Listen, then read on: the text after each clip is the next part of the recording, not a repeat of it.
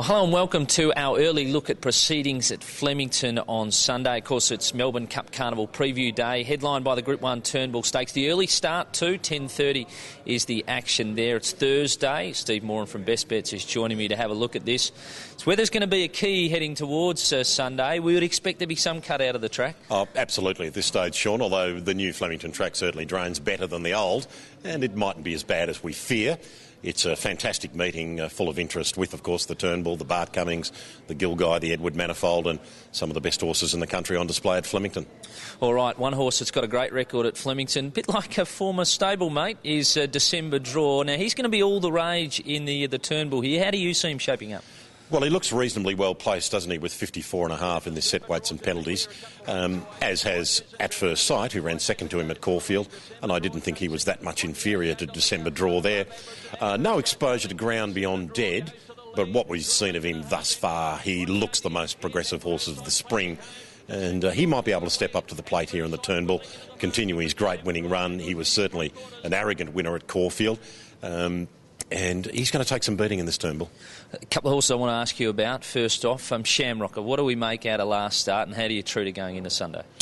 It's a bit of a worry, isn't it? She was very reluctant to race fundamentally at Caulfield. Bossy said she just wasn't in the mood. Danny O'Brien's happy to press on.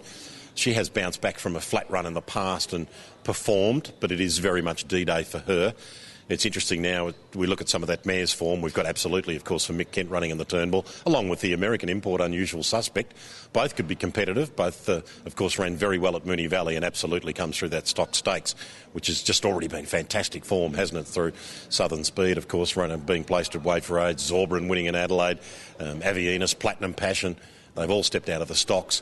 I think she'll run a terrific race too, absolutely. Shamrocker, look, I couldn't back her this week. What about Playing God, the Western Australian? What have you made of him thus far?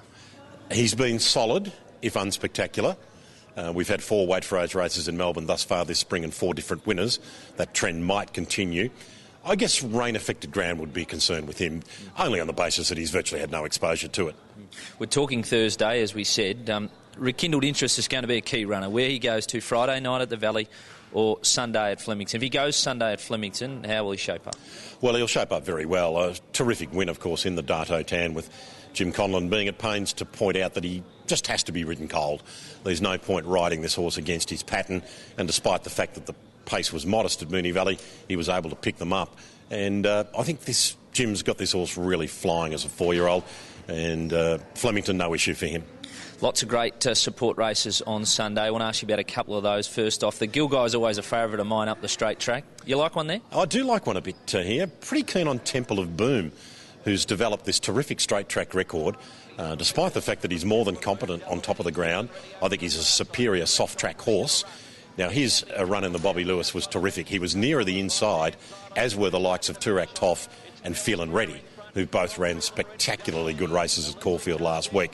I'm a bit disinclined to frank the form of those who were out wide in the Bobby Lewis, but I think those who were inside were terrific, and Temple of Boom was one of them, and I think it'd be mighty hard to beat in this Sunday's Gilguy. Yeah, race won last year by Haylist. The Edward Manifold's always a good race heading towards 1,000 guineas.